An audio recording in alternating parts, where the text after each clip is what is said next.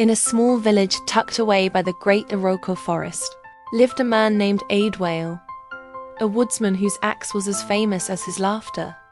In his humble cottage, built of mud and thatch, he lived with his wife, Amara, and their 2 children. Their love, once as bright and warm as the midday sun, was the envy of the village. Adwail was a man of strength and passion, and Amara was his gentle shade, a whispering willow by the stream. But a darkness, like a creeping vine, had taken root in Adwail's heart. His laughter, once a rolling thunder of joy, now often preceded a storm. A misplaced tool, a pot of soup a little too peppery, or a question asked at the wrong moment could darken his face like a sudden eclipse. In these moments, his words were not those of a husband, but of a storm itself, sharp and cutting, falling like axes upon the peace of their home. Amara, the willow, learned to bend, to sway with the force of his anger, hoping each storm would be the last. Their children, a boy named Chidi and a girl named Nika, were like 2 tender yam shoots in a new garden. They were full of life, their laughter the sweetest music in the compound.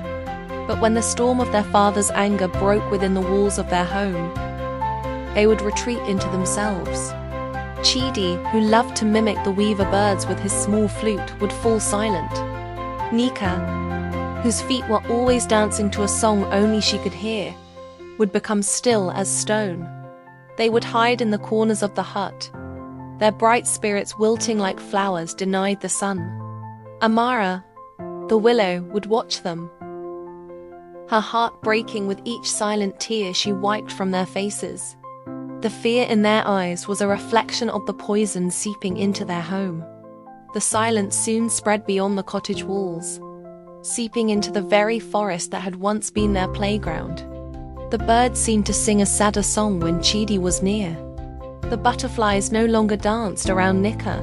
The vibrant colors of their world, once filled with the red of hibiscus and the green of the jungle, began to fade into a dull, monotonous gray. Their light was dimming, their laughter a forgotten echo. Amara saw it all.